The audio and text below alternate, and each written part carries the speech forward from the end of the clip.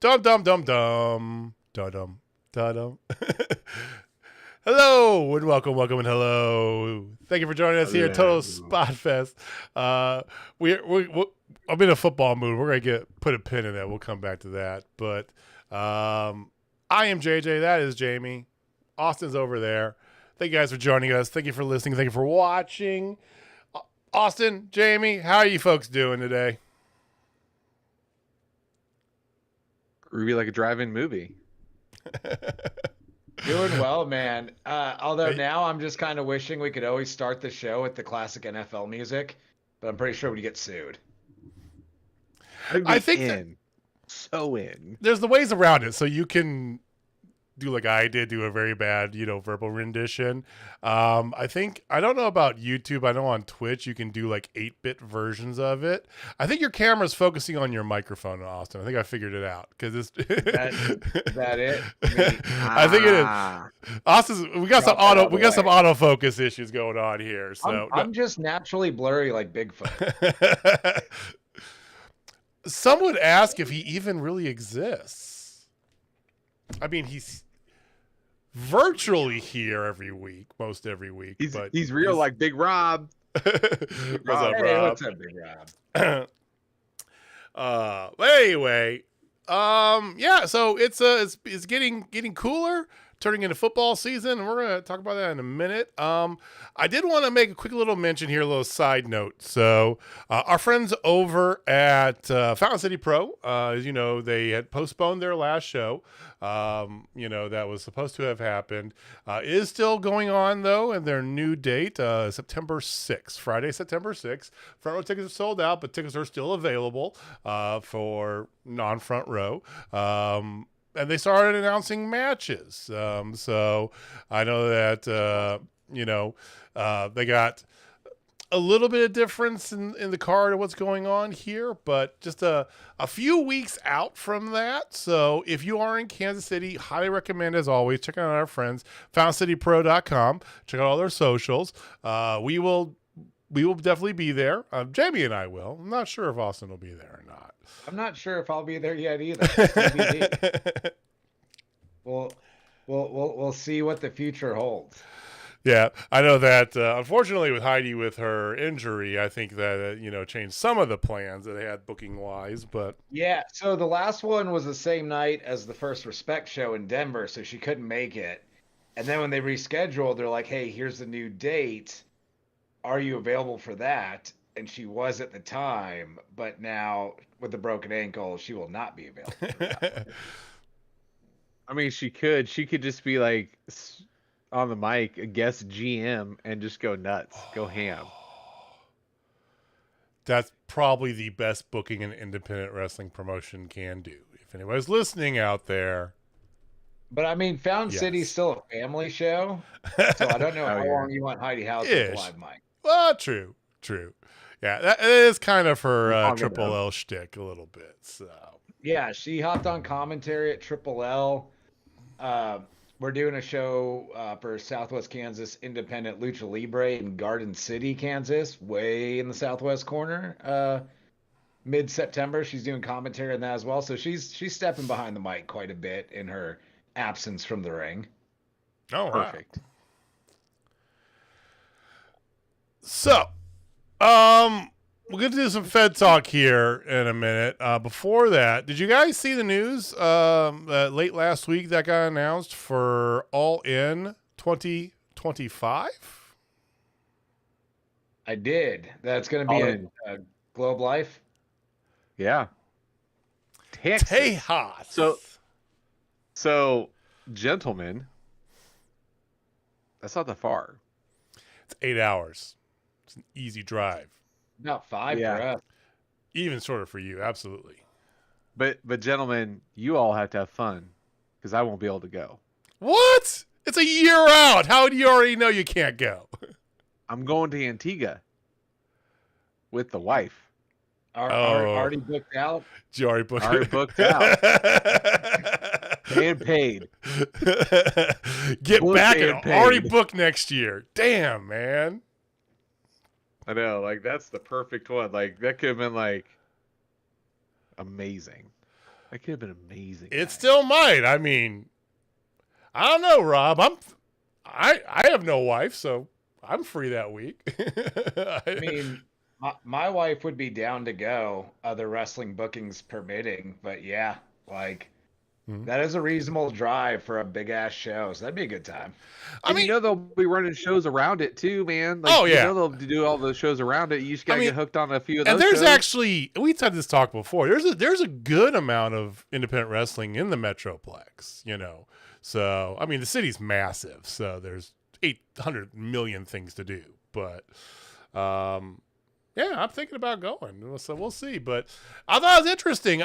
Part of me thought, what's your guys' opinion on this? Part of me thought they might have kept All In and moved it, but I thought they might do like Germany or France or, kept it as like an international show.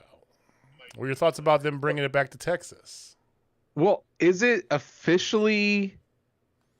I thought it's just All In Texas. Like, they're still All In. No, I think it's All In proper. Just happens to be in Texas next year. Because I did see something where Tony Khan confirmed that All In 2026 would be in London again.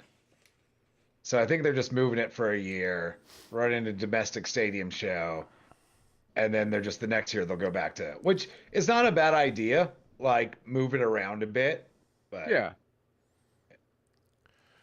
Yeah, I mean, I hate to say this, but, last year was such a big thing. And then again, we're just doing it again this Sunday. It's going to be a great show. It's going to be awesome. But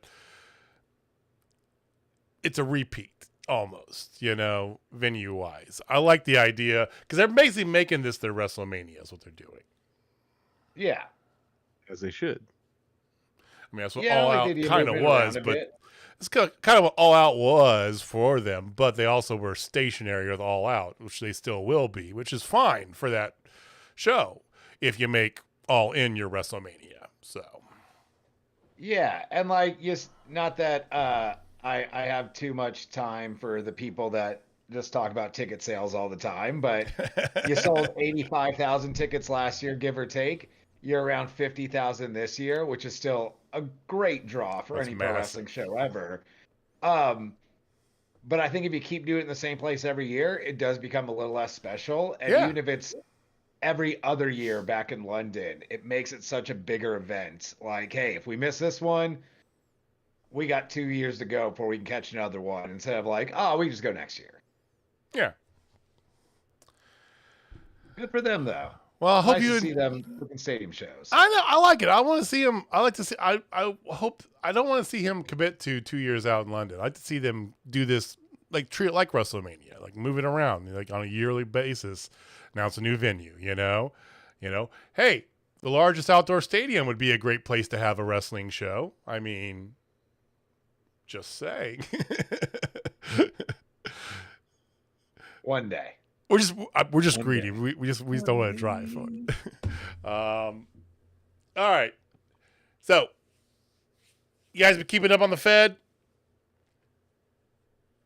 Of course. I did the abridged Hulu version of Raw this week. Okay. No more full bolts for you. Maybe just a little bit back to the. It just kind of depends what's going on a Monday night.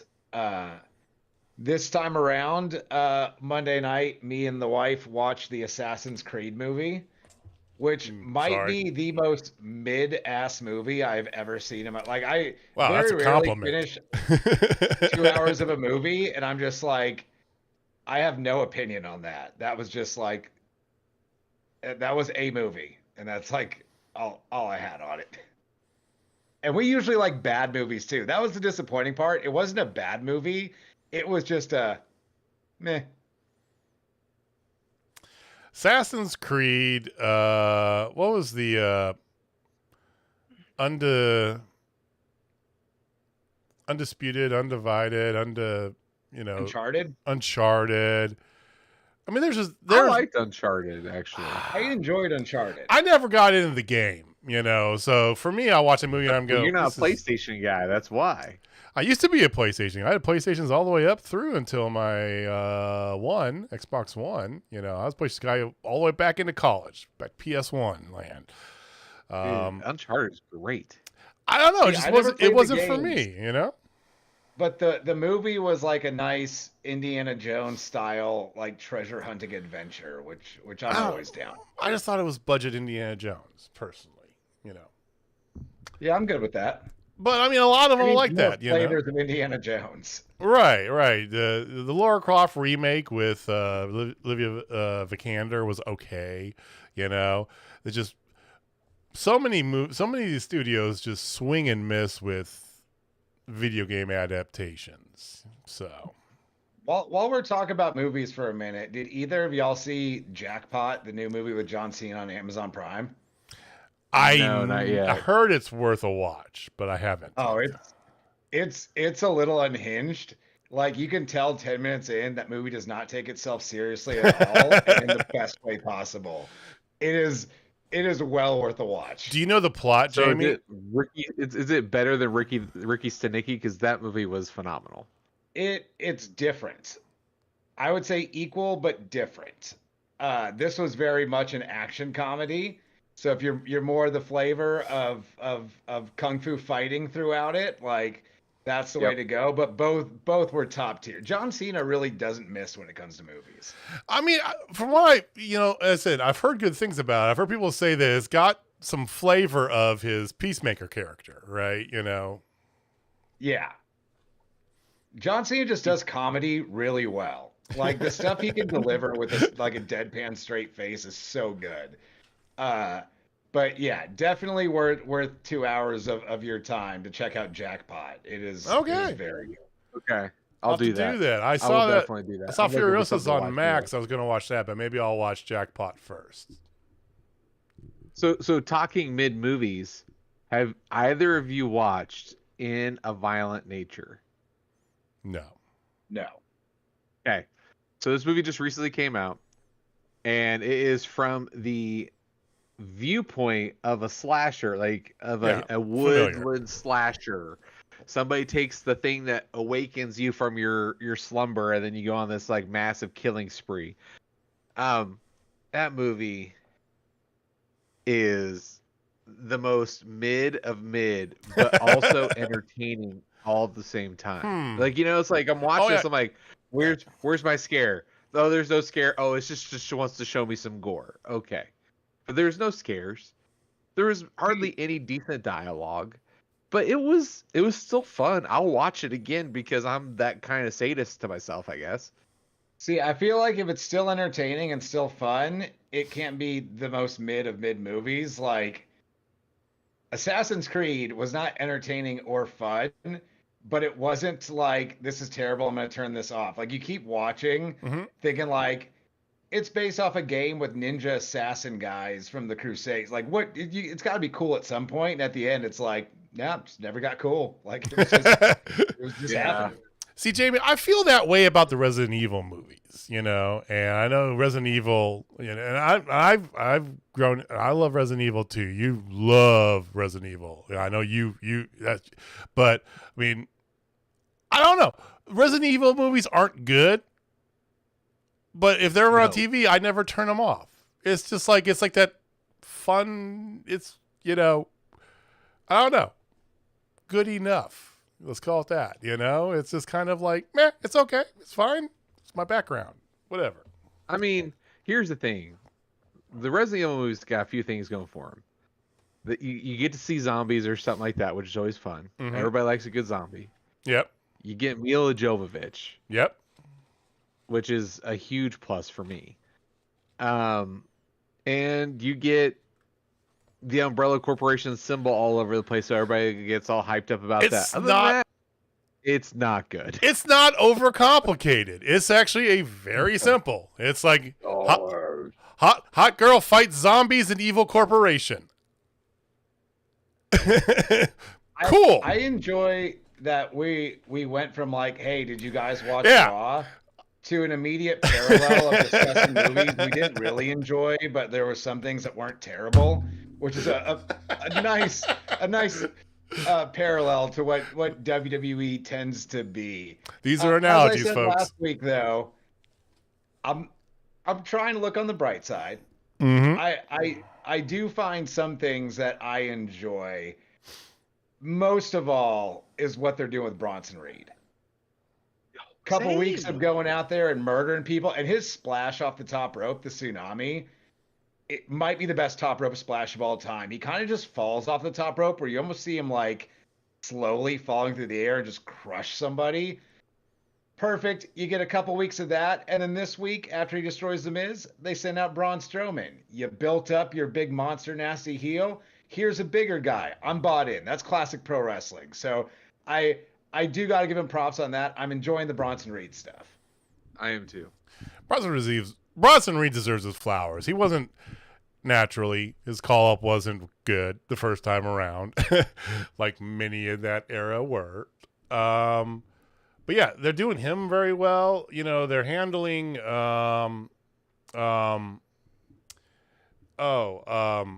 wow, my brain just totally shut off there. Steiner's kid. Braun. Oh, yeah, Braun. Yeah, they're handling Braun very well as also, you know. So I think that they and what they're doing in NXT coupled with that, I think they're doing very good foundational pieces for the next decade. Honestly. Yeah, with Braun Breaker, he cut a promo on Raw that like early on, I'm sitting there like, I don't know really where you're going with this. Is it making sense? But by the end of it, it had that little bit of a flavor of a classic Scott Steiner promo where it's like, I don't really know what the fuck you're talking about, dude, but I believe it. Yes. I mean, and did you notice? Hold on. Did you notice though in that thing he said genetic freak? He called himself a genetic freak, and that's when I popped. I popped so hard as soon as I heard that. I'm like, yep, okay. Yes. Now you just need to change your name to Steiner and start wearing the chainmail and like, let's go. I mean, full on Big Papa Pump with it. Do it. You know, I mean, they've been very keen to, other than commentary, distance his character away from like the Steiners to try and build him up on his own credit for whatever it is, right? And I appreciate that. But come on, give us some Steiner love here. Let's do it. You know. So I there's a time and a place to distance someone from their family when they're a legacy performer, and there's some times where people are just kind of desperately grabbing because that's the only interesting thing they have, and then there's other times like this time where like, bro, you are a Steiner. That's just who you are. Be that because that's awesome. We love that shit. Oh man. Oh man. I did get to knock off on my Raw bingo card. It had a promo where Liv Morgan made sure to mention that her and Dom are the most dominant couple in WWE because someone's always got to be the most dominant something in WWE. Yeah. I don't know if I've ever seen one of their shows where someone didn't make that claim. Yep. I seriously thought as soon as I saw it, I was like, oh, drink. You know, it's like, you know, it's one of those things. Yep.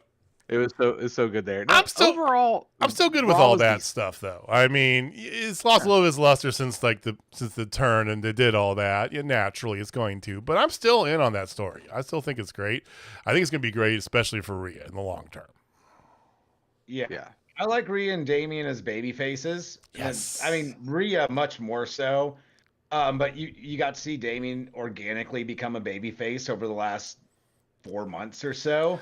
Yeah. It's nice. It's different. The babyface push they gave him when he was in NXT, it felt weird, Jamie. It was always awkward, because he wasn't a babyface, but he was just this weird playboy sort. I don't know. This is natural. I dig it. You know, people have bought into him before they turned him. So smart. Yeah. And we also got the show kicking off with a pretty rad Sheamus and Pete Dunne match, which I enjoyed. I mean, give me that every day of the week. And to say that was the third best match I watched all so far this week is a statement, because it was a really damn good match, and it's the third best. Yeah. Have you got a chance to check into any NXT then, Austin? I know we've been harping on you. I haven't, and I need to. Yes, I catch clips on Twitter. People seem to be thoroughly enjoying it. I keep hearing it's good. It's weird. Like, for some reason, Tuesday nights, my mind just does not go to wrestling. Okay. It's never been a really significant night.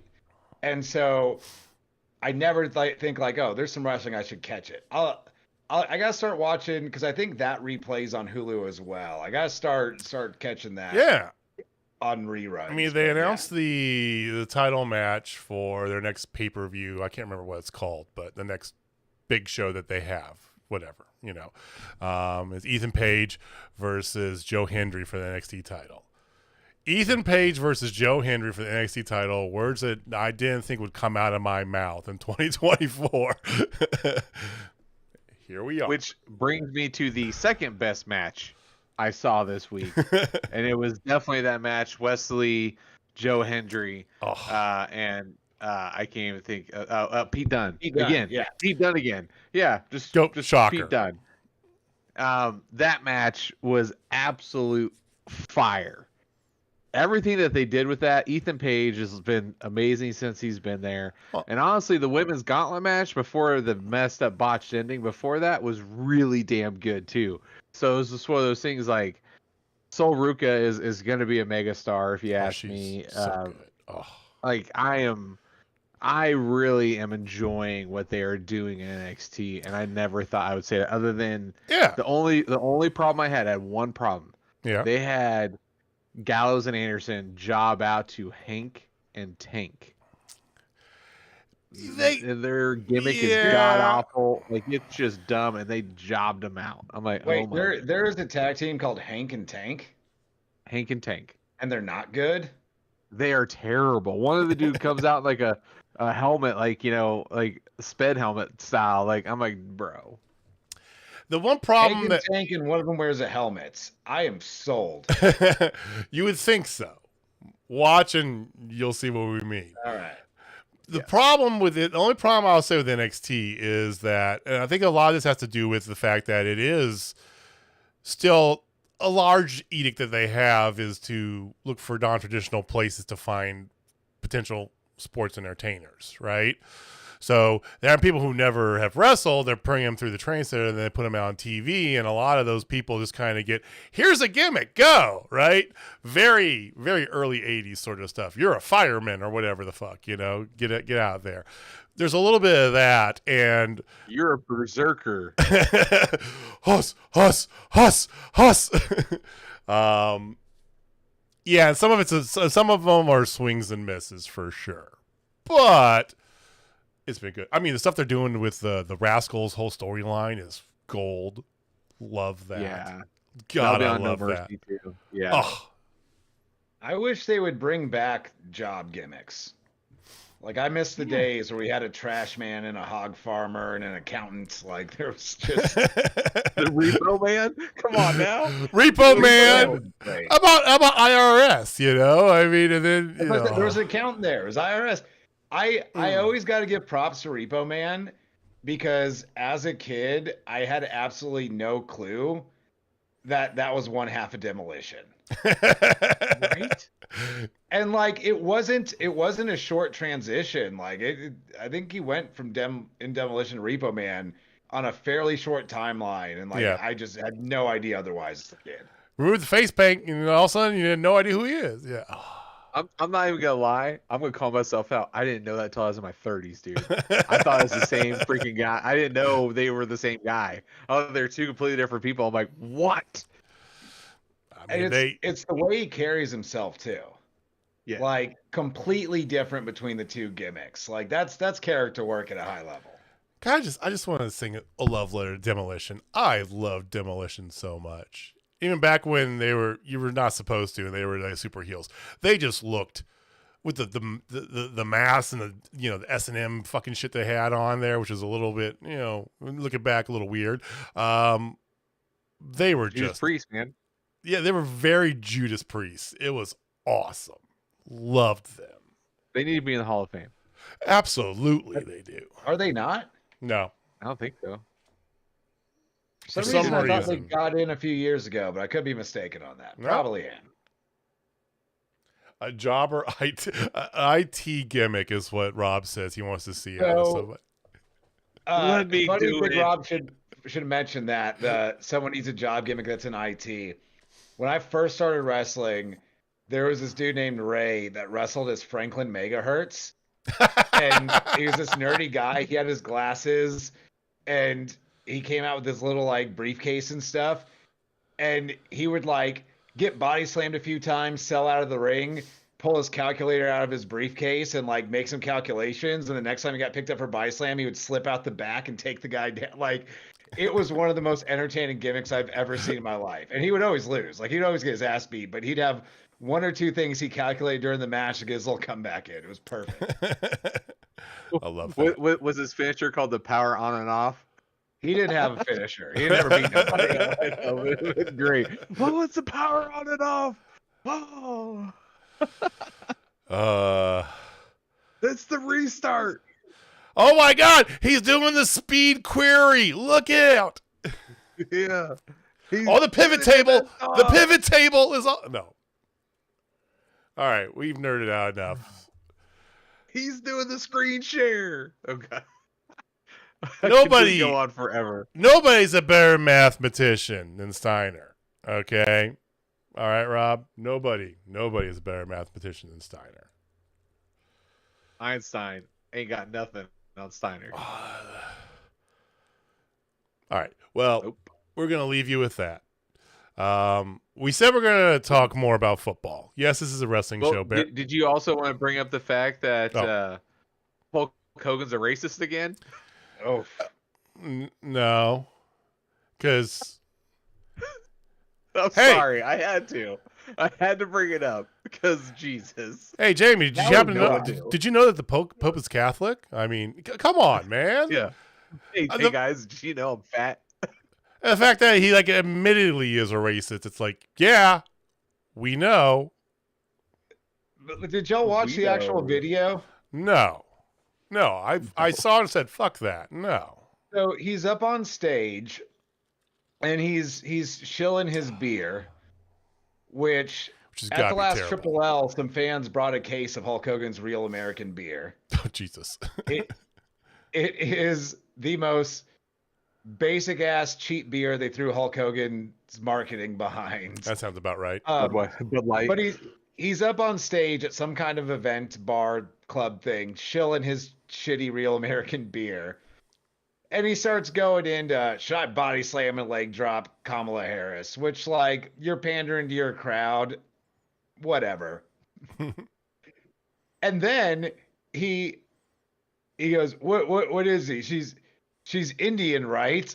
And then he raises his hand and goes, how? Like the old school, like Native American kind of thing. And it is, I don't want to laugh to make light of racism, but it is such just like the dumbest form of racism. It blew my mind. Like there's Absolutely levels. blew my mind. Like, you can't even do racism well. What the fuck's wrong with you, Terry? Yeah. The movie Idiocracy is based off of his life skills. Yeah, well, there's more time dedicated to Hulk Hogan than I wanted to have, but here we are. It was worth it. So, all right. I know, yeah, it was wrestling podcast. We're going to talk about football for a second, but for a very specific reason. All right. And I'm turning over to Jamie to talk about that reason. Jamie? All right, ladies and gentlemen, boys and girls, and children of all ages. Yes, this year, the year of our Lord, 2024, we have decided to start the Total Spotfest Fantasy Football League. Yes, that is correct. You have the opportunity to be a part of our prestigious league and face off against one of us. You have the opportunity to face off against Austin, JJ, myself, the tyrant known as JJ's daddy, Megan, And then one Heidi Howitzer is going to be a part of it. So you have 5 of us that you have the opportunity to just beat. There are some qualifiers here. Obviously, if you're interested, you gotta let us know. But 2, you must have a wrestling themed name. So, like for me, I always have some super creative name based off of football players. No. We want wrestling, and no, mine is not Lion Tamer. You do not have to worry about that. But if you lose, be prepared to see it in the comments. Shit talking on our games is 100% encouraged, almost demanded. I mean, and then we will go over all of the scores as we go. Gentlemen, how do you feel about the inaugural season of the Total Spotfest Fantasy Football League? I don't know. Austin's got some words he wants to say, but I'll just go real fast. I am excited for it. I haven't done fantasy football in a few years here. My very first fantasy football league I did is back when we worked together at Vin Solutions, Jamie. And I was all like, I don't get the whole fantasy football thing. Finally, it's like, all right, I'll sign up for it. And I won that year. So, I was 1 for 1, and then, I played for a couple years. I haven't done it for a while. So I'm excited to get back into it a little bit, I'm excited to bring some of y'all with us as well. And as long as Megan doesn't win, I am going to be happy with this season. Yeah, I'm very excited about this. I look forward to fantasy football as much as I look forward to actual football every year. It just makes watching the NFL so much more enjoyable when any given game you've got some kind of interest. Like I talk about with wrestling, stakes make everything better. Yes. You're watching a random afternoon game. Maybe your local favorite team already played. Well, you got some guys playing these later games, so it always makes it fun. And also now that Jamie said that he is not naming his team the Lion Tamers, I think I might name my team the Lion Tamers just to get to his head. We do have Big Rob in the chat. Dirty. Looks like Big Rob's in. That would put us at 6. We still got at least 4 spots left for a good league. Maybe some extras open if there's demand there. But with the launch of the inaugural Total Spotfest Fantasy Football League, I thought this week I would drop a little knowledge as a general PSA for anyone that might be playing in this league or other ones. I entered 2 leagues last year. I won 2 leagues last year. So I'm gonna drop my stash of knowledge on some things to keep in mind when you're drafting your fantasy football team. Let's hear it. If you're playing in this league, cover your ears for the next few minutes because I ain't giving no spoilers away. Yeah. This is one because as Jamie mentioned, we are bringing the lovely Miss Heidi Howitzer into the league. She is not a traditional football fan and has never played fantasy football before. I'm gonna coach her up a little bit floor with us on the drafting.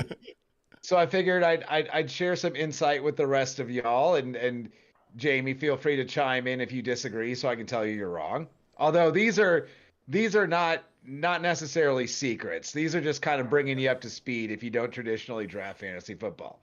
Number 1, and the most important, because someone in any new league always does this and they shouldn't.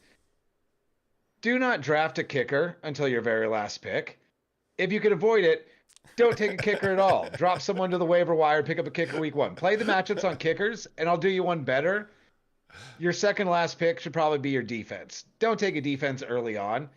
Doesn't help you at all. Doesn't make a difference. So that's number 1. Kickers and defense. I agree with that 100%. Because I do the same exact thing. My last 2 picks are always my defense and kicker. And it's not necessarily in that order. It just depends on what kickers are out there. Like what's left. I'm like, oh, hey, that guy, he's on a shitty team. He's going to kick a lot of field goals. I'm going to take a flyer on him. If he doesn't work, guess what? Young Wei Koo is always going to do well. And no one ever drafts him. So, yeah, I'm right there with you. That is excellent. That's the thing. Because, like, sometimes kickers on shitty teams kick a lot of field goals and score a lot of points. Sometimes kickers on really good teams never kick field goals because they keep scoring touchdowns. So don't worry about the kicker. Don't worry about the defense. Grab whoever's at the end. Don't worry about those. I mean, worst case scenario, you could be the kicker for the Pittsburgh Steelers.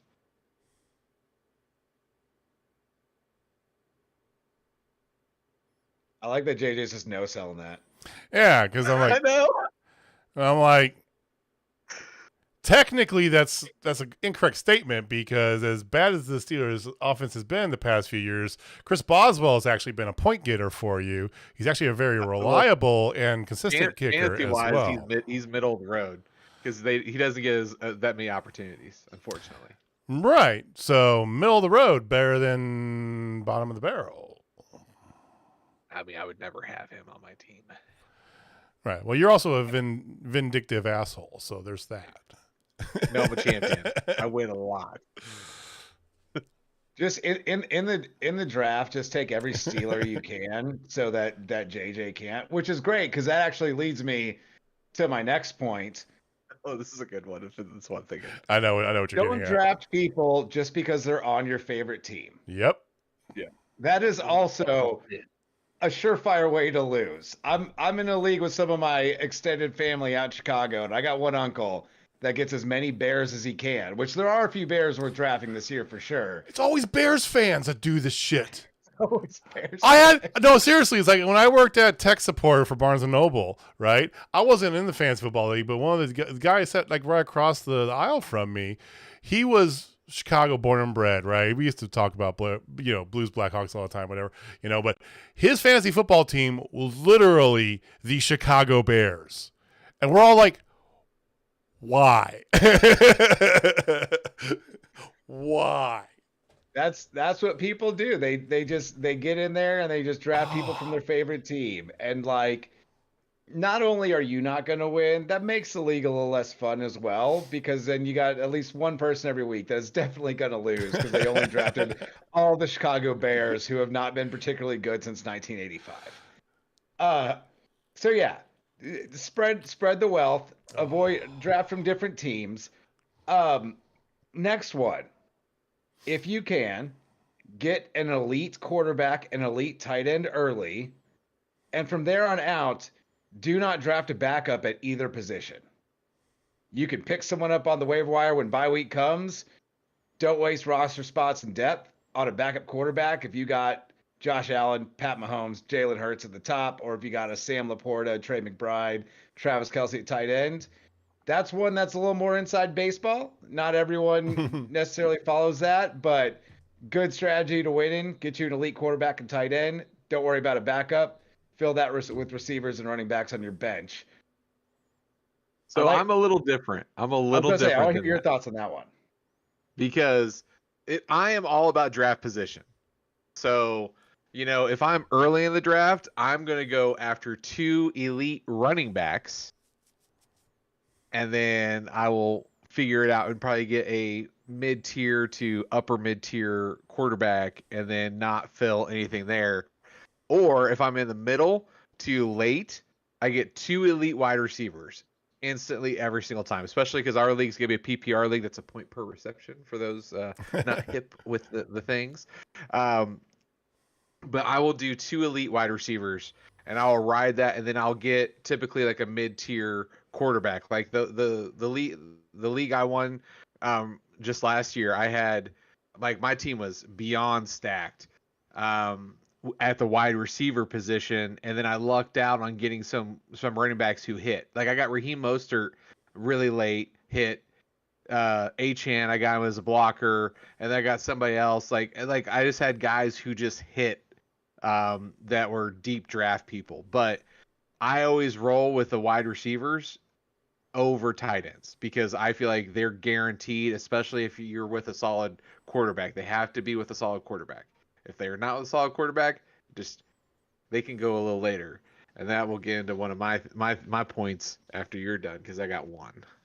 So that's not necessarily wrong, but you can go elite at wide receiver and running back in the first 2 rounds, and you can usually get your elite quarterback and tight end in 3 and 4.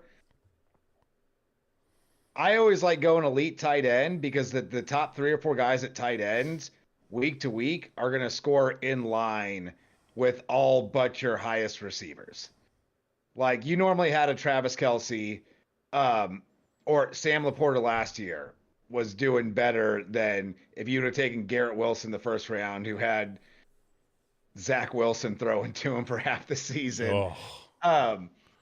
But a caveat to that last one, if you do not get an elite tight end earlier on in the draft, then yeah, take a second one, play the matchups, play whoever's better. Speaking of receivers specifically, and this is my last one, and this is really important. Don't take receivers in bad offenses. They never pan out. agree. It doesn't matter if he's the only good receiver on one of the worst teams in the league and he's getting all the balls thrown his way. It ain't going to work out for you. Avoid receivers on bad offenses like the plague, which basically means don't take any Steelers receivers this year. Y'all got That was jokes. for you, Jamie. I love that. I love it. Y'all got jokes. That was amazing. I'm gonna laugh whoever All right, gets. Jamie, what was your one you had? Okay. So actually, that's very, very close to what I was going to say. So when it comes to wide receivers, to your point, like I was going to say, don't get them from bad offenses. I literally was going to say almost the exact same thing about that. But the other thing I was going to say is do your research on preseason stats. That is the one thing I will give you.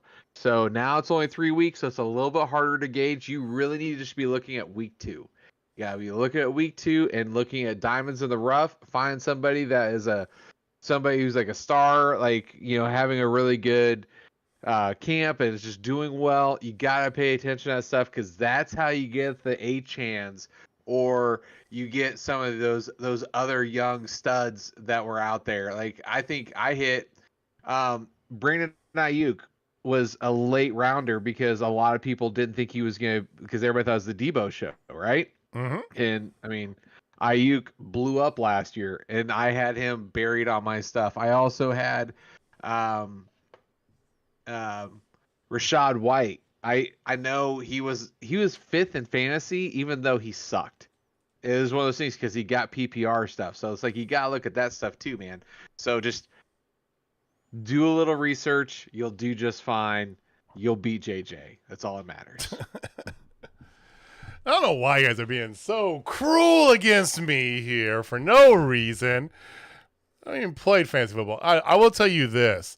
From the few times I did play fantasy football, which I've never finished below 3rd, just FYI. Never finished below 3rd in a fantasy football league that I've ever been in. Just throwing that out at you. Rookies. People don't grab rookies. Yeah, I stay away from them. That's a rule of mine. Not me. Depending on who the rookie is, and again, looking at your preseason stats, because the teams are going to use those rookies, and especially if you have, PPR, or if you have, rookie running backs, depending on teams that are going to get a lot of workload. Easy points. They're not going to win you your league, but hey, some rookies are going to hit. I've done it 3 times. I've taken a rookie 3 times. I've always taken each time rookies. Actually I won, but like Matt Forte, I took him because I watched him play against Kansas City in preseason. I'm like, holy shit, who's this guy? And I took him in a keeper league in our keeper round.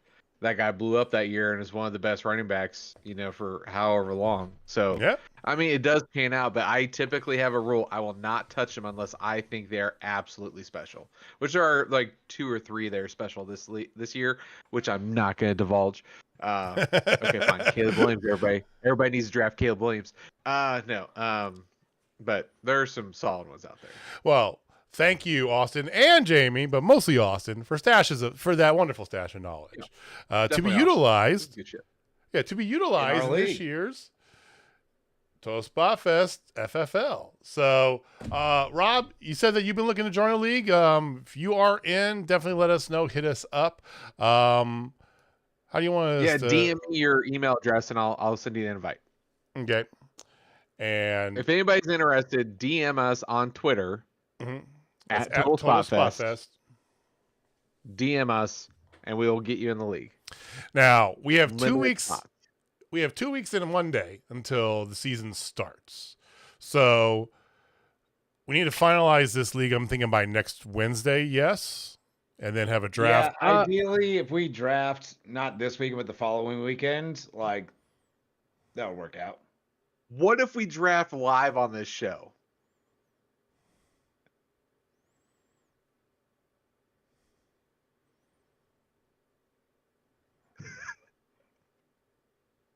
How fun would that be? Either on this show or do a separate draft. I was gonna say, show. how about we do a separate live show where we can do that? Because I'm like, down for drafting live, but yeah, like you know how long drafts can go if we got 12 people involved too. Oh, dude, I'll set up for 60 seconds. I'll do 60-second picks.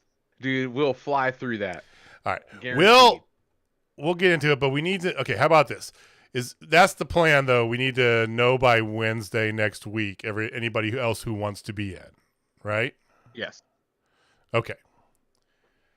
So we do have a couple friends of the show that might fill in spots if we need a couple extra, but we want to give everyone listening the opportunity to join us. Because that's kind of the point. So yeah. DM us on Twitter at Total Spotfest. Jamie's commissioner. He'll get you out the link and the information, and it'll be good fun. And so we've already got some stuff in the works here. So every week we'll start the show. We'll do a little bit, show the standings, talk about some of the scores, talk trash. Like we don't do that enough already. Yeah, and then once we get this thing finalized, I think we should work out prop bets for every week. Like have individual bets going on or whatever. Toilet bowl champion, like the person with the worst record has to do something. We absolutely need to have a toilet bowl. Yes. And then like if one of our viewers listens, wins, we should like do something big for them, like get them tickets to something or whatever. Some like, Spotfest merch, something. Yeah, Total Spotfest merch. Yes. We'll get something figured out, sure. All right. Get their hands on the coveted Austin Reddick Last Bar Fighter shirt. One of two. One of two. One of three coming soon. Oh no! Okay, yeah. So this not. You're talking about the one that we've been wearing, the one that I made for you. That one is available, and it is awesome, and definitely get that. I thought you were talking about the one I'm wearing right now. This one's 1 and 2. Someone just happened to make it for me. That's a limited edition. That is that's a collector's edition. You have to rip that off of his cold dead body. Yeah, if you win the league, you can have the other of two. So we will get all that figured out as time goes on here. But most importantly, again, anybody who wants to be involved, hit us up, DM us on Twitter. Rob, if you want to be involved, just DM on Twitter. Jamie will send you a link. We're going to need to know, who you are, email address, naturally, all that stuff, right? And then we'll get it all figured out. I just need an email address. Yeah, and you're in. So first ones to get in. And we're going to cap it at 12, too. For the first year, we're not going to go crazy. 12 is the max. 12 is the max. Anything after that's just insane. All right. Message retracted. Nice. Y'all know what I'm just as excited for as fantasy football? What's that? All In. All In. A noon show? Yes, please. Noon wrestling on a Sunday? Right, wake up on Sunday, make a little brekkie, sit down, watch some wrestling for 4 hours. Yeah, we might get mimosa drunk during All In. Dude, this card and honestly the build-up, gentlemen, I am very excited about it. Like, I know they're throwing some stuff together like they always do, which honestly I'm looking forward to some of it. But overall, like, their main storylines, the way that they're going right now, and especially with the go home that happened, tonight, damn, gents, like, this is good shit. That's all I gotta say. Well, I'm really freaking excited. Let's get to it, because last week we talked about it kind of felt like a go-home show. Tonight was a true go-home show in every use of the word. 100% go home tonight. Let's get to it. Yeah, so you had your opening of the typical contract signing, which never has any kind of physicality whatsoever. I mean, it's very black and white, very, very legal, boring. 100%. Very, very boring. Gentlemen, I liked Mercedes in this. I really, really liked it. This is some of her best work. Austin? That's all I got to say about that. I thought kicking off your go home show with Mercedes Moné on a microphone was an interesting choice. Yeah, I agree. I didn't think it wasn't terrible, but I didn't think it was particularly good. It's just that robotic way she delivers all of her lines, like she's looking down her hand in between each one for the next line. Didn't really work for me. I thought the splash by Britt off the table onto the two of them in the chair was kind of more funny than it was cool. I agree. Which doesn't really it doesn't really sell you on the pay-per-view, but as I've been saying for weeks, I'm sold on this match. Like, I'm looking forward to the match once they get it in the ring. So this was fine. I wish this would have been a little bit deeper into the show. I just think it was a great way to start it. I agree with Jamie that Mercedes was better than she had been. She did kind of start to go off the cuff a little bit, a few points, which I wish she would have done more of, because that's when we get good Mercedes, good Sasha, right? You know, she was snapping at the crowd at one point. I'm like, yes, do that. And she pulled it back in. I'm like, But then again, you got Britt, who's... See, the problem I have with any of this, I'm cool for the match, right? I think it's the right move. I think it's good. It's going to be fine, right? You get two women who aren't that good at talking, to be honest with you. For some reason, Britt Baker, like, she was, when she broke her nose and she had Rebel and all that stuff, right? She was fantastic. What happened? She's just not a believable babyface.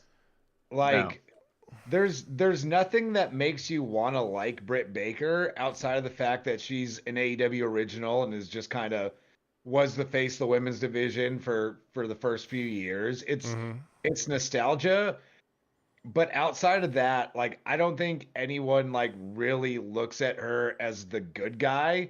She's just not the outwardly being a bad guy that Mercedes is in this feud. And I think it suffers a little bit because of that. She got a decent pop, though, which I think, again, to your point, is that nostalgia thing. Like, everybody's like, oh, it's Britt Baker, yay! And then they're like, when she's talking, it's like, oh, it's Britt Baker. It's the same reason crowds continue to sing Judas, even though they were completely checked out on every Chris Jericho match for like 2 straight years. Like people want to do the DMD when she comes out, which is, it's like, that's the fun of pro wrestling, is getting into stuff like that. Yeah. But I did really enjoy Britt's line about, you were one of 4, I've always been one of 1. Like, there's nuggets for sure. And that's what drives me, that's what infuriates me. There's nuggets here that, and then Mercedes starts to go on a path where she can like go on this tangent, and they just bring it back in. It's like,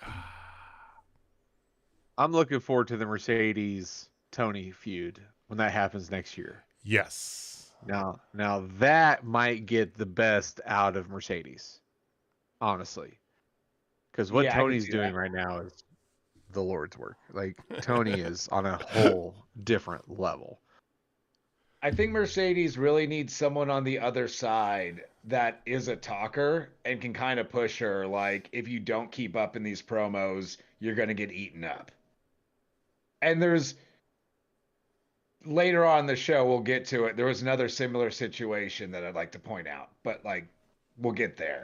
But yeah, I think Mercedes is a much more interesting character with a much stronger character on the other side. And yeah, I think Tony and Mercedes would be money.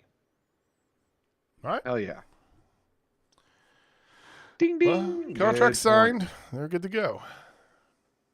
So after this, you had Chris Jericho and the rest of the Learning Tree.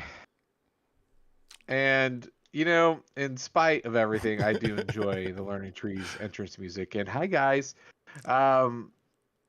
So he was going up against the Billington Dynamite Kid's kid. Nephew. I can't think of it. Tommy. Yeah, Tommy. Thank you. Tommy. I want to say Timmy. I don't know why I wanted to say Timmy. Timmy! It's really weird. Like, it's little Timmy. No, it's Tommy. Can Where's you Archer? hear me? Tommy. Nice reference. This match was fine, but it's all about afterwards when Hook came out all by himself, gets choke slammed from like 10 feet up in the air. They made him look weak, so obviously it's very, very obvious, ladies and gentlemen. You can put the Marcus Thomas stamp of approval on me right now. Hook's winning. Really quick, did I miss it? Wasn't Hook supposed to wrestle Big Bill at some point? This Saturday. Wasn't He's doing a Saturday at Collision. Oh, okay. It's this Saturday coming up. Okay. Yeah. That makes more sense. I was like, did With they one just eye. forget about that? Well, with 1/3 of one eye. I mean, look at that promo picture. He has 1/6 vision right now. Because I just hope as soon as that match starts on Sunday, Jericho pokes him in his other eye. That'd be so funny. Oh my God, that'd be so funny. Can't do this. Ain't no shows, no mercy. I'm not going to spend any time dwelling on this, other than the fact that I love the fact that Jericho kept saying it's great being here in Cardiff, England, which is just those who know, you know. I really enjoyed Jericho's pre-match promo. I did too. I enjoyed it too. I did too. He got a little bit away from the hi guys, like the learning tree stuff, which has been fairly entertaining, but it was nice to see him kind of lock in for a promo and the whole, what have you ever done to carry the Dynamite Kid name besides being related to the dude? Which, is it just me, or is new Dynamite Kid just like jarringly small? Like, was that messing with y'all a bit watching this match? I wouldn't say jarringly. It was kind of like throwing me off a bit, just because he was wearing the full gimmicks, like the old British Bulldog stuff. But he looked like Steve Rogers before he takes the Super Soldier Serum. Like, it was just messing with me a bit. Maybe he looks like that one. He looks like that one kid that we saw at Journey Pro, or not Journey Pro, at Fountain City. The one who wore like the gloves and everything. Oh, Scott Hansen? Yeah, Scott Tyler. Scott Tyler. Yeah. Yeah.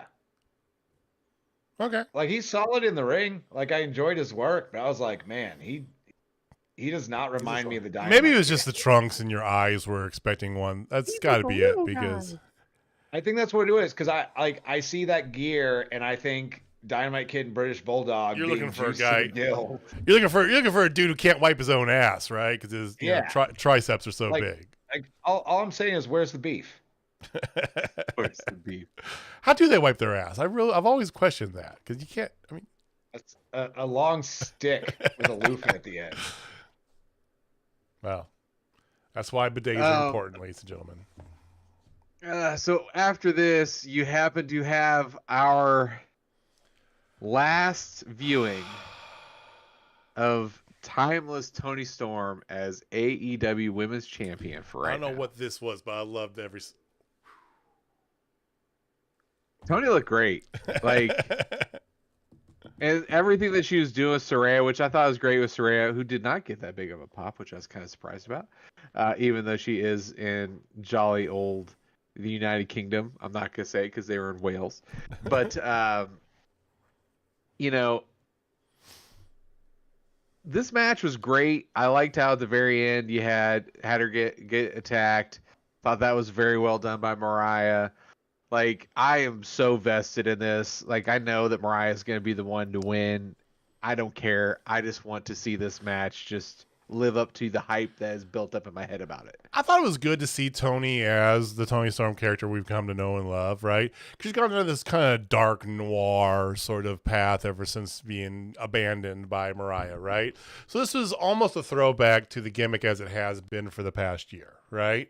She's making out with all the girls and doing all the stuff, right? And like the beginning of the whole, like, just total choreographed spotness of it was so good, and fitting for the Tony Storm character and everything in general. I just loved it. I still have no idea what this is. I keep doing. I was like, I loved that so much, So I thought it was good, because I was worried, that they would try to change the Tony gimmick near the end of it, right?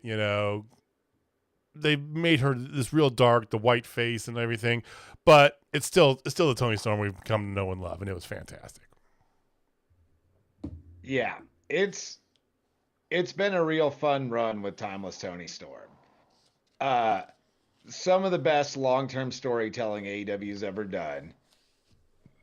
But it's, and like I've been saying for weeks, she's got to lose the title on Sunday. Agreed. I think that gives you such a nice ending to like a year of Timeless Tony Storm. And I think if you don't end it there, you kind of just wasted your chance to have like a conclusion to an arc with one character where you don't have to build up something new, because nothing you build up is going to be as good as what they've done. It doesn't mean like her performances won't be as good or she won't be in it as entertaining as stuff, but like this is the time and it's going to be great. Speaking of that though, I do want to bring something up. We've been debating back and forth for a few weeks now regarding Jamie Hayter. Yes. And this is something I saw on Twitter that I hadn't thought about previously, but I kind of like the idea of. What if she doesn't come out for either women's match? What if Saraya comes, or Saraya, I always forget one way or the other. But what if she comes storming out to the ring, demanding a match because they're in her home country, and how dare they leave her off the card, and she gets squashed by Jamie Hayter in like 20 seconds. I like that. I'd be in with that too. And now you're tuning in to see what Hayter does next when you get to Dynamite the next week. I really like that. You know my stance is Austin. I want to see Jamie Hayter. Absolutely. So I'm good with that. I think that's probably smart because you save the reveal then for Dynamite, so you got a reason to tune into Dynamite. Yeah, then you figure out where she's going next. Go and staying on the women really quick. Did y'all see the winner of Willow and Ishii versus Statlander and Stokely gets to pick the stipulation for All Out? No, I didn't. Yeah. So that pre-show mixed tag, whichever team wins, Willow or Stat gets to pick the stipulation. They are working as singles at All Out, and they get to pick the stipulation. Okay. Which means we're hopefully getting Willow deathmatch. Yes. Willow Stat deathmatch. Let's go. Hell yeah. Oh, please. Oh, please. Please, for the love of God, give me that as a death match. Texas death match with barbed wire. Like, let's make it happen. Oh. Yeah. Oh, yes. Please. Please, for the love. All right. So after this, we have the conglomeration. God bless Mark Briscoe. Mark Briscoe's great. I mean, that's all there is to it. You know what you're going to get, and it's still fantastic. Yeah. So. He's so good. Orange Cassidy going, I don't even know what he's talking about. Like, that was the best. Like, Orange Cassidy's like, I don't even know.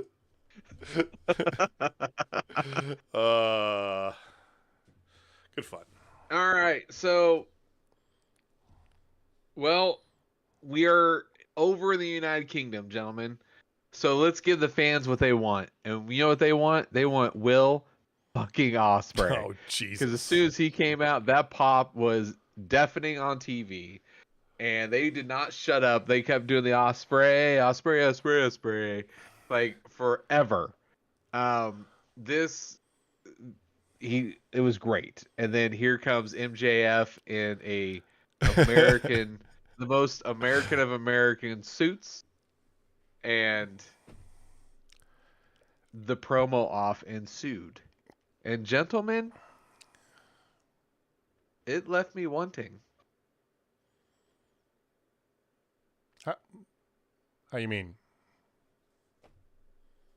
I like didn't wanting think to it see was this the match? best performance by a certain person who was wearing red, white, and blue It felt very canned and just whatever. Whereas Ospreay, I'll I give felt you like that. Ospreay was a little bit better. I don't think that it needed to be honest with you. I mean, we're sold on this match as it is, right? MJF just needs to show up, to be honest with you, you know? I don't think he has to say a word ahead of time because Ospreay is the game here. Ospreay is the play. And I think it did its accomplishment of getting over to the UK crowd for Ospreay. They added a little bit in it at the end there with him getting bloodied up, and we'll come back to that in a little bit, you know, with Danielson. That's going to tie into the match for sure, but I don't think it needed anything more than that. I don't think they even needed to have this, to be frank with you, because everybody's ready for this. This is basically the main event of the show. Yeah, what I enjoyed about this, and this is, I'm pulling the pin out I put in, we were discussing Mercedes and Britt, where I'd said Mercedes needs someone that's going to push her on the mic. I think MJF needs someone on the other side that is going to keep up with him on the mic. And I thought Ospreay looked like a better promo than MJF during this. Mm-hmm. And I think that's one of the few times you see MJF look kind of vulnerable, which it doesn't happen often. But MJF, like, he's all shtick. It's all low-hanging fruit. That's what he's been. And, like, yeah, I'm not going to say it doesn't work. But I thought Ospreay just did a phenomenal job of being the other half of this promo. And he looked like a man that knew he was going to beat MJF's ass on Sunday, which is what you want out of your babyface. You get a lot of guys that they, like, MJF has his little canned one-liners, and they kind of freeze in the moment, or they just kind of stutter through some kind of response, or just generic babyface tropes. I think the few months they've been interacting, I think Ospreay has been just great. And I feel like Ospreay wasn't traditionally known as a tremendous promo. But he gets his character. He gets who he's supposed to be. And I thought this was some of the best other side of the promo I've seen going up against MJF. The one thing I wish they would have done a little bit differently was you're in the UK. You have a bunch of security guys that everyone watching the show understands are just local extras, but they're from the UK. I would have liked to see security get in between them and MJF start talking shit, and then security immediately just part and let Ospreay go after him. Just like tie in the, like, hey, you're gonna come over here and talk shit. We're gonna let him beat your ass. I still didn't mind, but, like, yeah, I thought it was a nice little last beat for their feud. But as JJ said, they just gotta show up. Like, people are bought into this no matter what. Yeah, no, and I'm there with you. Like, I want to see this match, but I felt like, to your point, like, I felt like MJF didn't bring it like he usually does. Like, he did his usual, like, sucker punch style stuff, but I thought Ospreay looked way better, and, like, it was glaring to me, in my opinion, because I guess I just hold MJF to a different standard. I don't know, but well, I mean, it kind of goes. You could definitely tell Ospreay was the guy, and it goes to, like, the beginning of Dynamite. You know, when it beginning of AEW, right? We talked about this. You know, when first year, you can't have that same. You can't keep that, maintain that level every week. And the same thing is true with MJF. He is fantastic on the mic.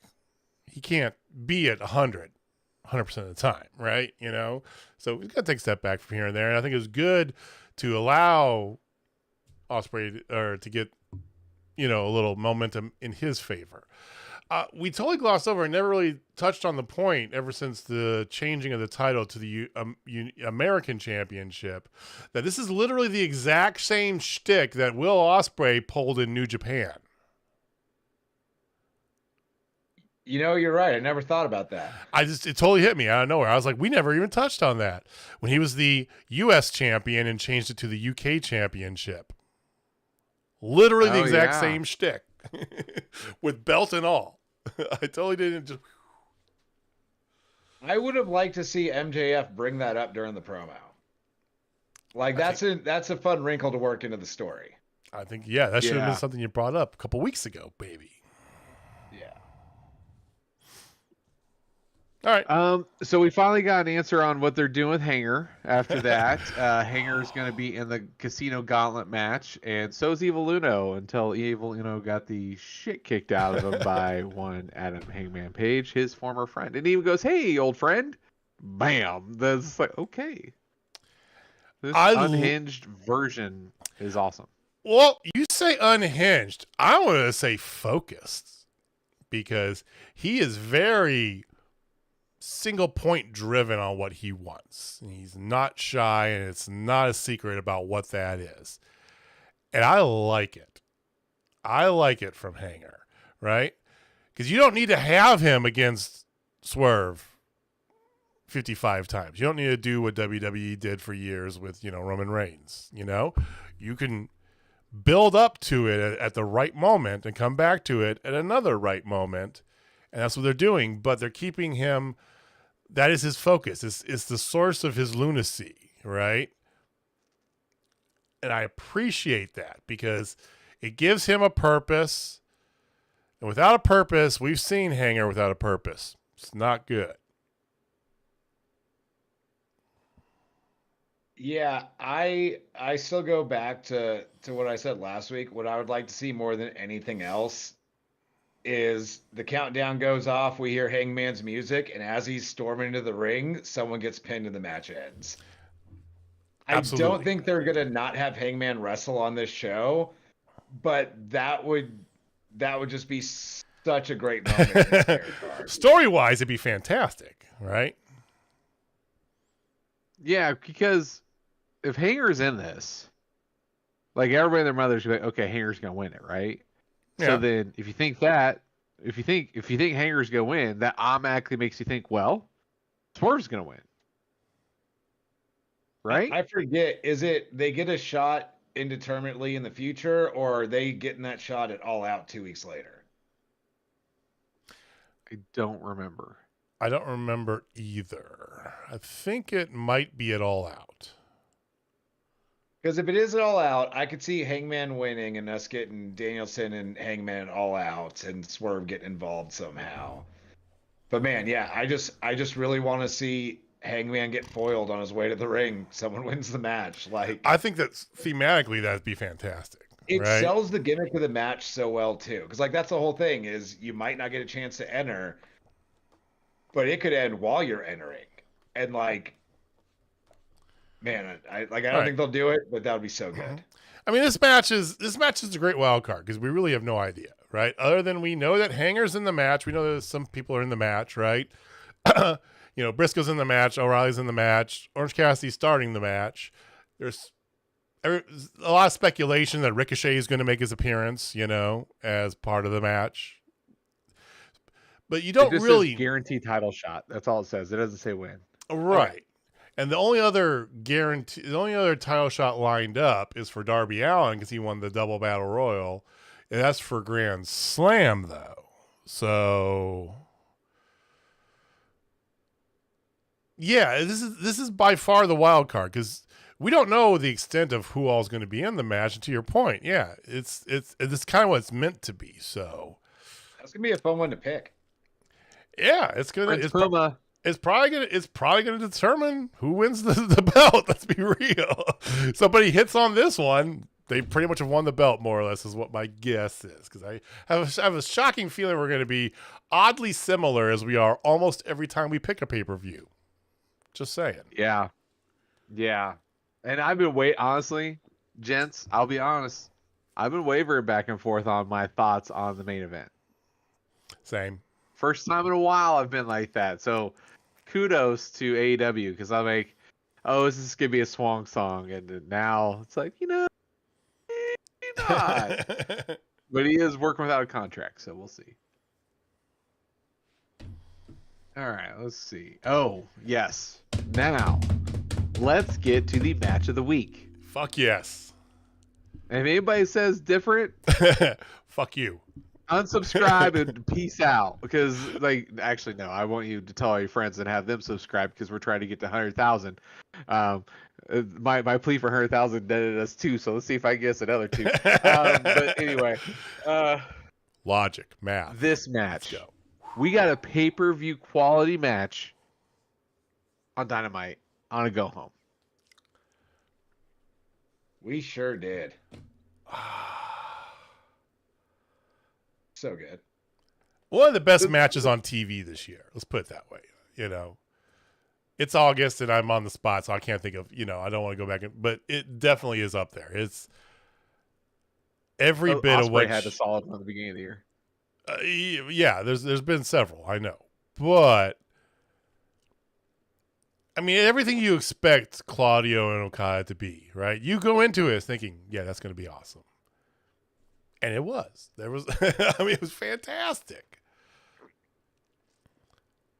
Yeah, like I don't even know what really to add on top. Yeah, this was exactly as great as you thought it was. Well, let's just skip right to the ending then, because that to me was the cherry on top of the banana split, because they come in and it's you forget about this, right? I'm looking at the clock and I'm thinking they got another match and another thing. What's going on here? And then all of a sudden, here comes Bobby over, the announcer. 1 minute left in the match, and you go, "Oh, it's a Continental match. It's a 20-minute time limit." Oh, and then you see the more even brilliance of both these men take off, because here's Claudio, anything he can to win, and here's Okada. Stall. Perfect. Especially because it was a time limit draw. Oh, just it always gives me so much hope when they do what they can to protect Claudio. yes. Like I watched him over in the Fed for so long just be a mid-card guy or a tag team champion. Oh yeah. And I would love to see him get a run with the AEW title. I don't think it's ever going to happen. I think it might be a little too crowded, but like we're going to look back in a decade and be like, man, how underrated was Claudio? Even though people even agree he's phenomenal, like still undersells how good Claudio is. Like, I mean, it's just the storytelling that he's able to do. And honestly, his dance partner that he had for this match was, I mean, arguably one of the best of all time. Let's be real. But like just the little things, like had Okada against the ropes, so act like he was gonna do his big European uppercut, stops and gets Okada to flinch, and he taps on him. I was like, I got you, bitch. It's like one of those things. Like it's just the little things from this match. And honestly, I hate draws. I despise draws. But this was the best version of a draw you could ever have, because this is exactly what you want. Okay. Like, and then with the Bucks coming out and saying, "Does everybody want 5 more minutes?" That's not gonna happen. It's like perfect. Okay, yeah. It just made that whole thing even better, because it just cherry on top. This is done. Mm-hmm. I like draws when they're done appropriately, right? Too often you'll get them done too much and in frivolous fashion, right? I think that when you had the first Grand Slam, when you had that draw between Danielson and Kenny Omega, fantastic, right? Yeah. A draw can be worth it, right? I think this being a 20-minute match too, for this Continental rules, or I think it was very warranted. Plus, partway through this, I'm like, maybe they will give the belt to Claudio, because I was thinking in my head, neither man deserves to look bad in this, so they draw, and neither of them looks bad. Rob threw out here. He hopes they run it back at All Out. Best 3 out of 5 falls, I guess, match. I almost agree with you. I would say, I would change it. I would say All Out 2 out of 3 falls. That's somebody's favorite gimmick match. I like a 2 out of 3 falls when it's for the right reasons. which basically means as long as it's not in that weird like 6 months of Raw where everything was 2 out of 3 falls because they were trying to wrestle around the commercial breaks. But yeah, 2 out of 3 falls is old school pro wrestling, and like I like building it up with something like this. Like you said, JJ, I enjoy a draw when it makes sense. Yes. And it leaves you wanting more. I hate draws like that go an hour time limit. Like, generally speaking. Yeah. It just I don't want to see 2 dudes wrestle for an hour and we still ain't got a winner. Like that's a big time investment. But no, this was perfect for TV, and I just assumed Okada was gonna beat him. Because, like I said, I got a little shell shock about Claudio, where I just always assume they're going to make him lose because that's what he's done for a long time. But yeah, this was the perfect time because you absolutely can come back to this later and probably it all out. That would make sense. Gee. Did y'all see they announced the match to figure out who the 4th team in the trios ladder match is going to be? Yes. Yes. We might get Claudio on All In after all. And Pac. Was it Claudio, Pac, and Yuta? I think it was. It was Blackpool Combat with Pac versus Leo Rush and Top Flight. Whew. Which that sounds exciting right there. Either one, especially because it's for the trios ladder match, the London Ladders match. Boy, they from 0 to 100 on gimmick matches out of nowhere, and I'm not complaining. But speaking of Blackpool Combat Club, really quick. I don't know if I should give away the game a little bit, but I am leaning towards my pick to win the Casino Gauntlet match being Mox.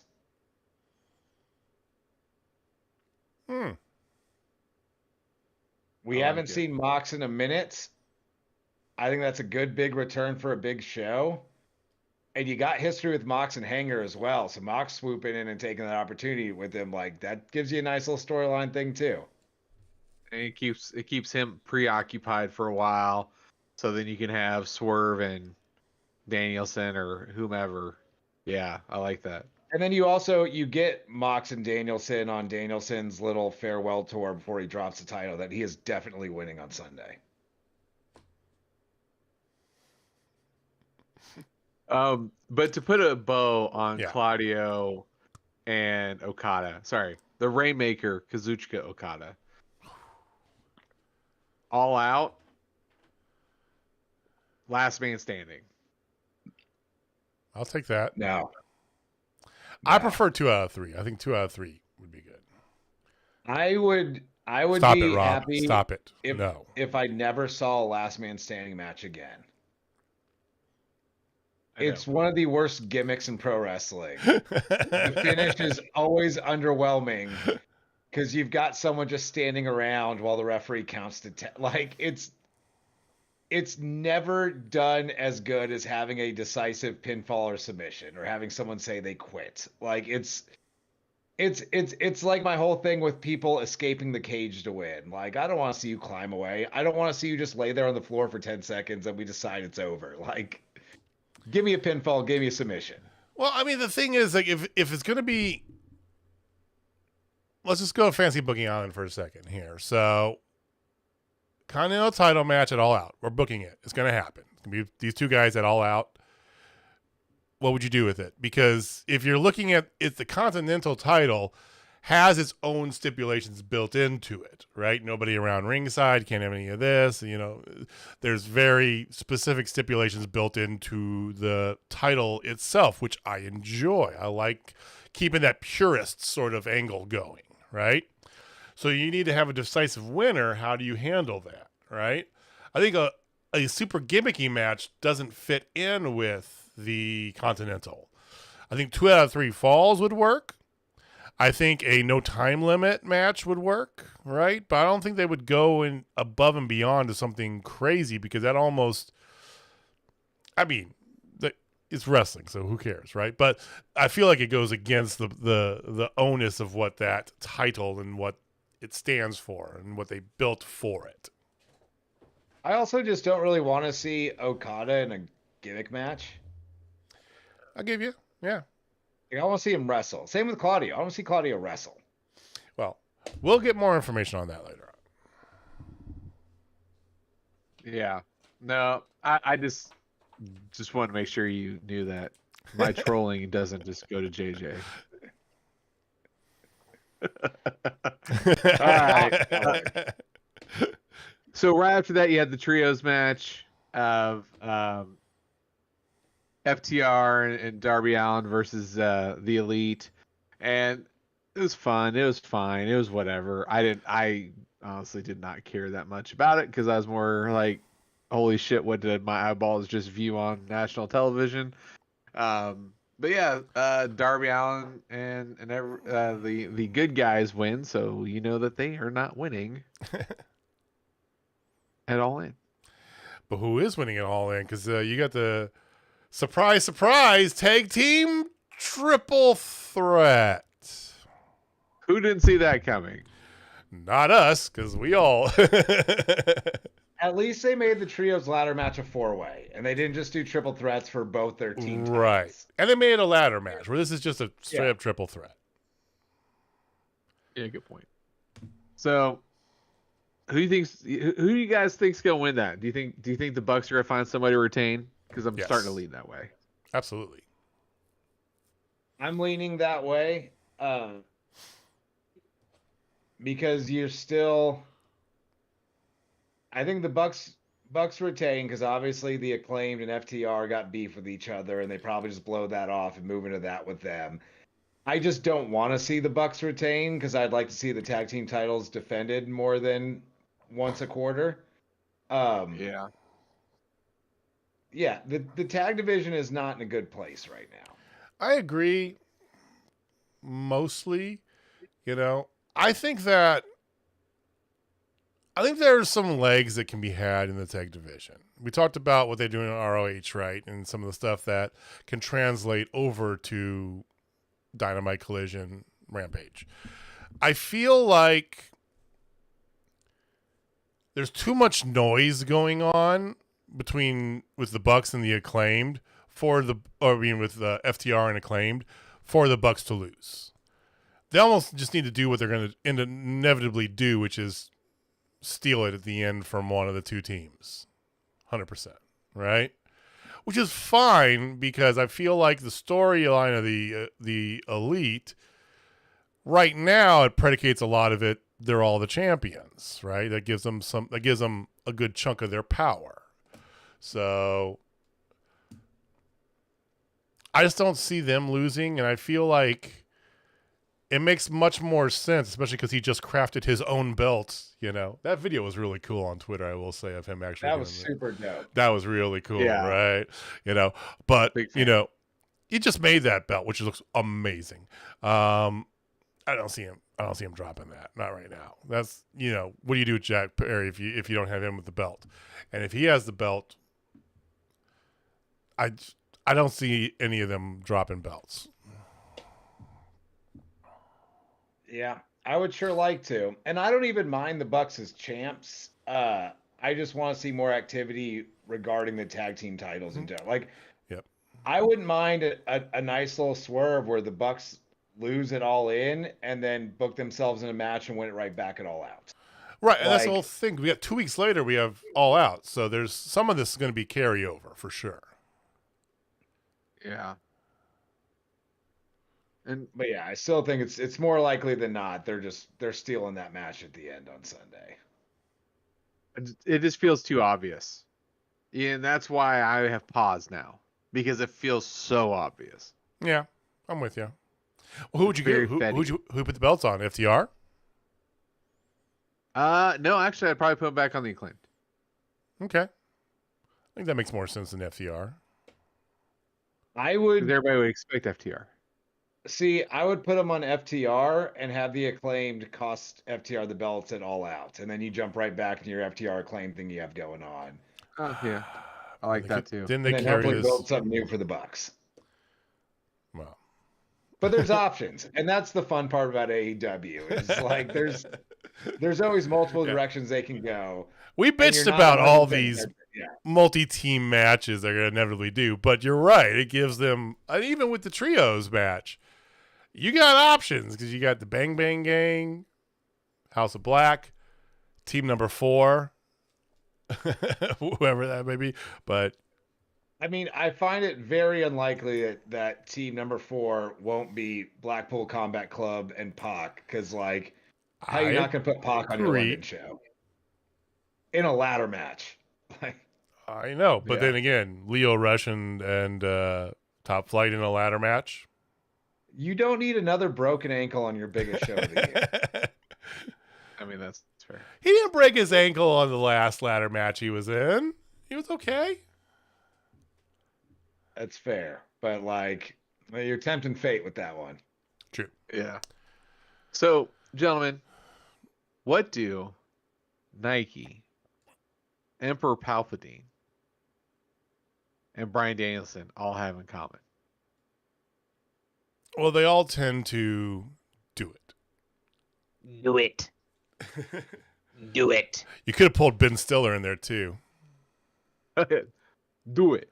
Jin Do Tong, it. do Yeah. it. Do it. That movie's so bad. Starsky and Hutch. It's- That part is so funny. It's so bad, but that's by far one of my favorite memes of all time. Do it. Do it. Come on, do Yeah, it. I say it still to this day. But yeah, so there's a quick little brief moment between Bryan Danielson and one Will Ospreay, and he just tells him, "Do it." Do it. Do it. That's why Emperor Palpatine. Sorry, guys. That's all I got. I really enjoyed that. It's saved the whole Osprey not wanting to hit the Tiger Driver thing for me. Yes. Because we've talked over the last couple months how it's kind of made him look kind of stupid at times. Just like, if you're not going to do it, don't grab it. But they're clearly telling that story, and if that story ends with him hitting MJF with the Tiger Driver 91 to beat him in Wembley, that's a satisfying conclusion. What more do you need than the man who you damn near broke his neck on, which is the reason behind you retiring the move, saying, fuck you, use the move. Perfect. Yeah. Bury that whole angle, move forward with it. And even then, you could win the belt with it and be like, all right, I'm never hitting it again. But Sure. I did it Whatever. this time. And then if Osprey ever turns heel, immediately start Tiger Drivering everybody. Hey, Dad. I don't think I would do hamster style anymore. Kind of the moment it was, and then his dad just told him to do it. For all those Orgasmo fans out there, I know there's all 18 of you. Stuckcock. I have not seen that in a very long time. Oh, So it's so good, though. It's so good. It's all Greek to me. DVDA! Which is the name of their band. I still find it hilarious that the name of like EVDA. that's the name of the band they use for all their official music from South Park and their other movies is DVDA, which half the people have no idea what that means. I'm just like, that's even better. That's so good. Don't Google it on a work computer. All right. Or do. So after this, we had Nigel McGuinness out in the middle of the ring, and ladies and gentlemen, it was vintage Nigel McGuinness. He even called the people sheep, which I thought was a nice little touch. I really enjoyed. They popped the crowd too. Yep. So Swerve was the first one to come out. He mainly talked to Swerve. He only talked to Swerve, and Swerve was very heelish, incredibly heelish, like old Swerve, and I thoroughly enjoyed this variant of Swerve in this very moment, and it solidified what you said earlier, Austin, about who's winning this damn thing. I feel like they've leaned too hard into he's retiring if he loses, his whole family's coming to watch.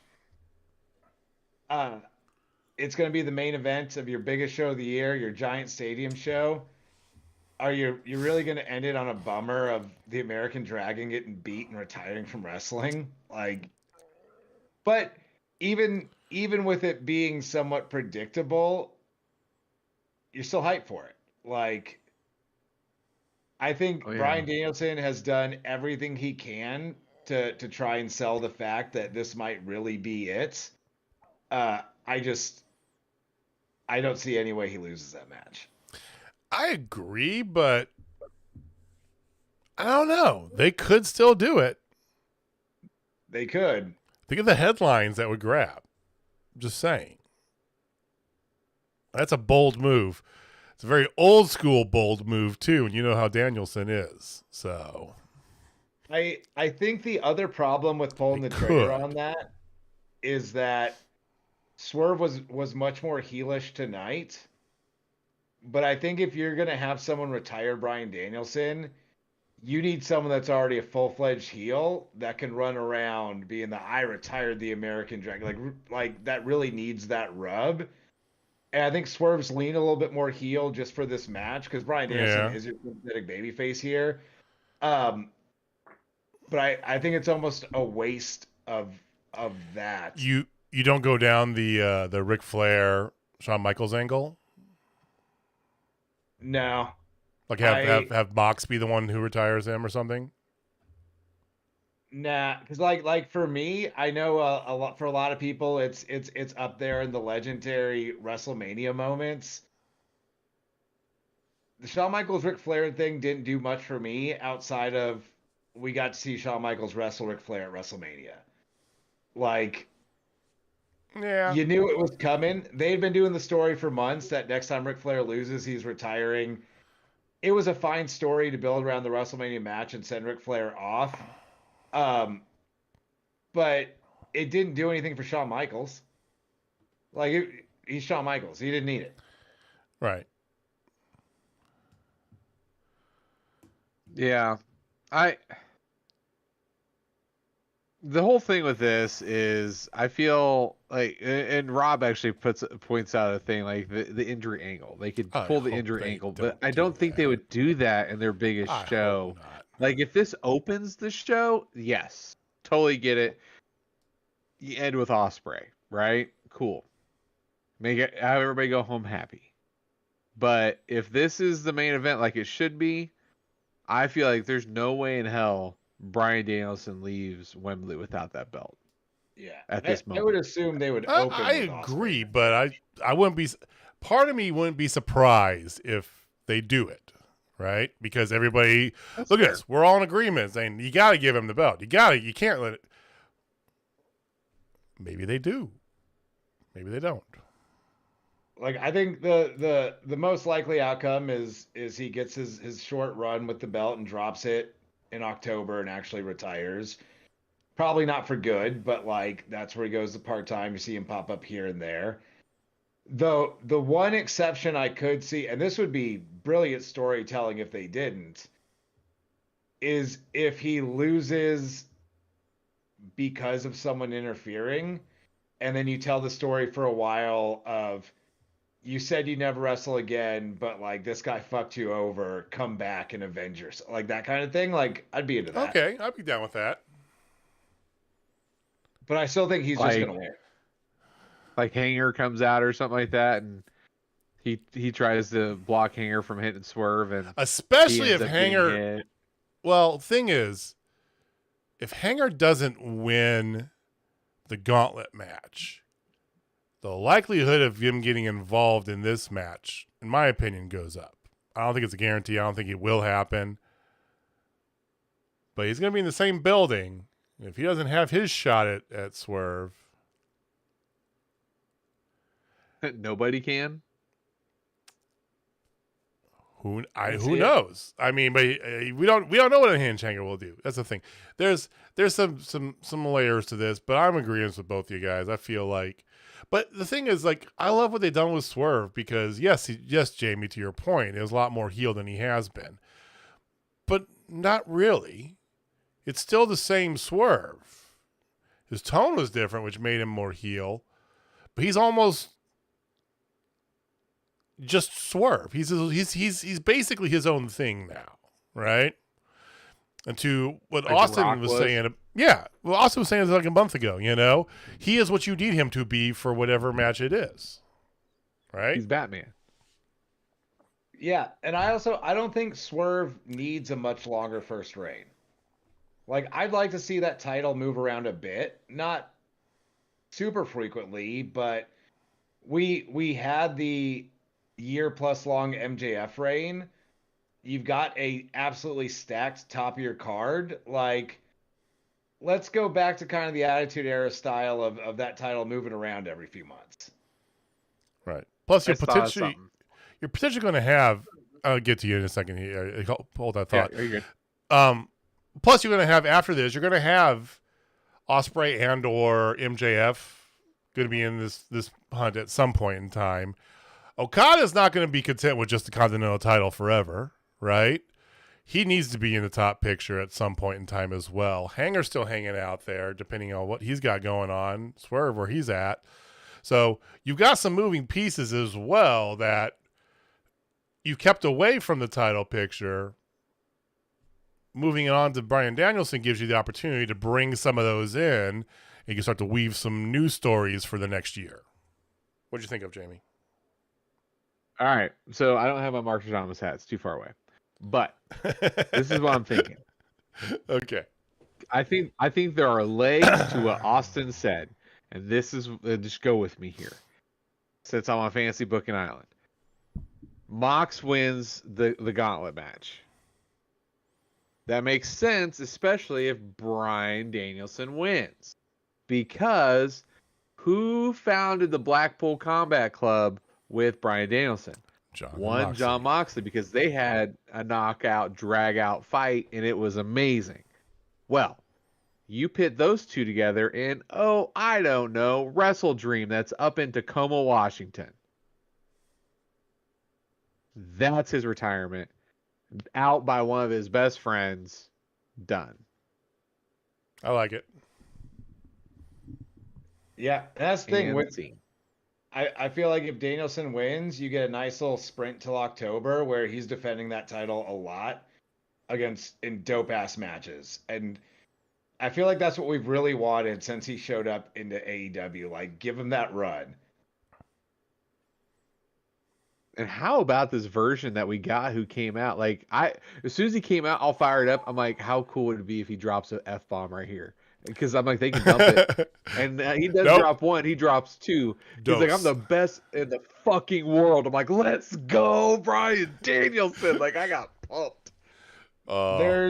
There's almost no chance this is going to happen. But, like, if I had a magic wand and could make anything in pro wrestling happen, Sunday, Final Countdown would hit, and we would get bald, clean-shaven 2006 Bryan Danielson going down the ring and whooping Swerve's ass. I love Swerve too, but like, give me that American Dragon one more time.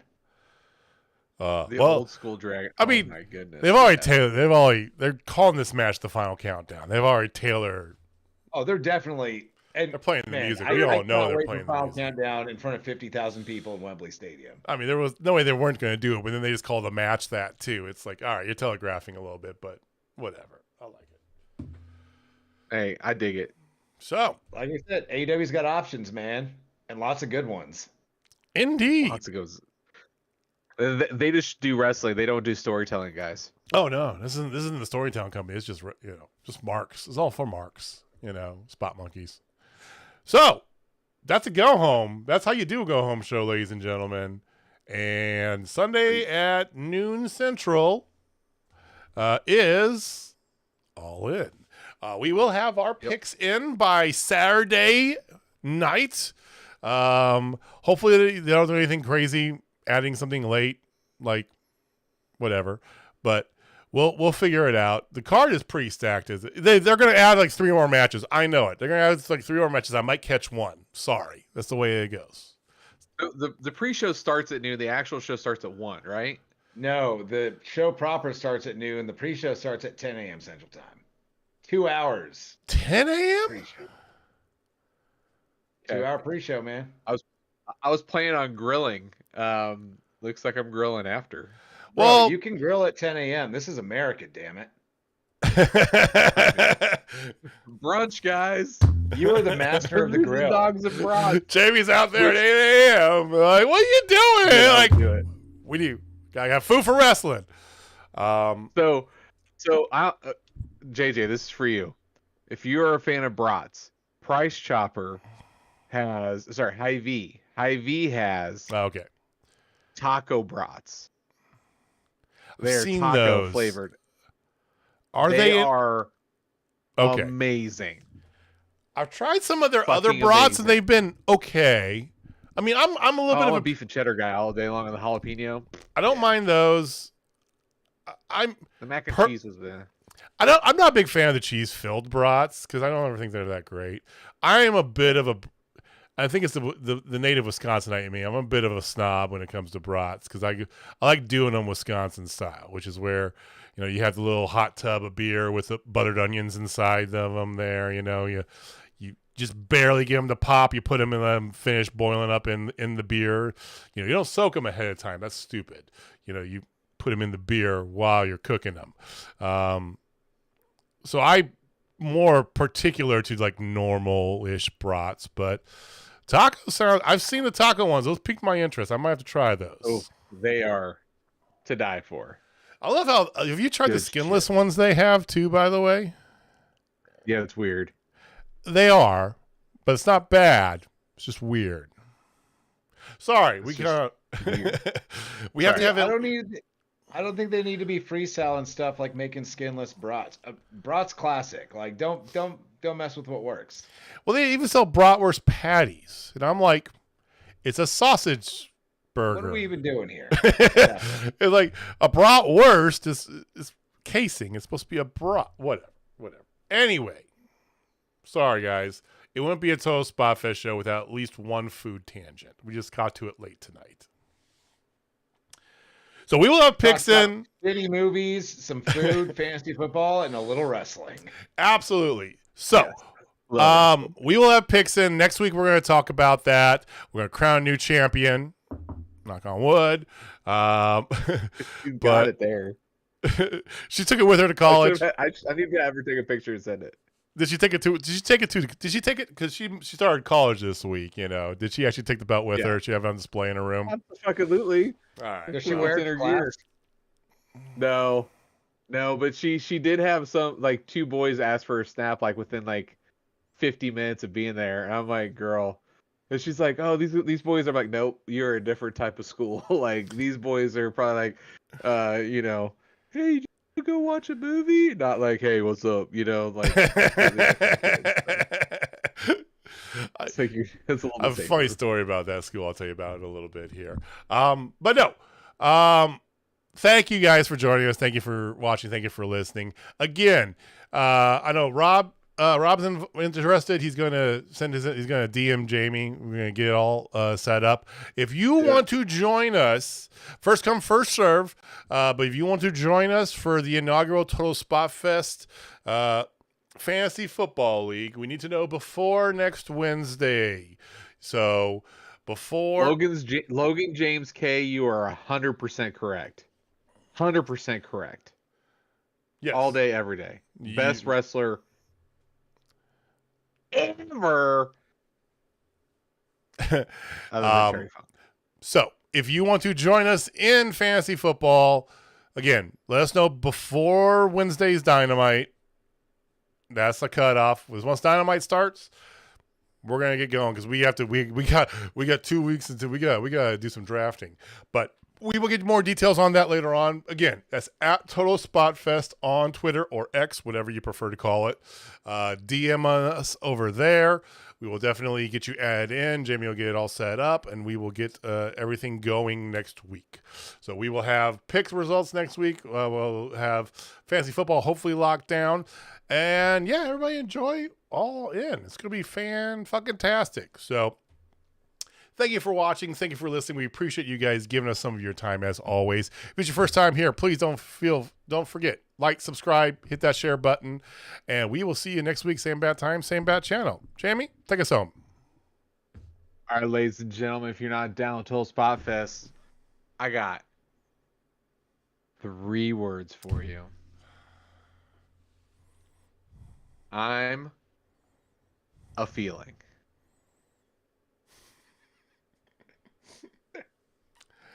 All right, guys. We'll see you next week. Peace. Later.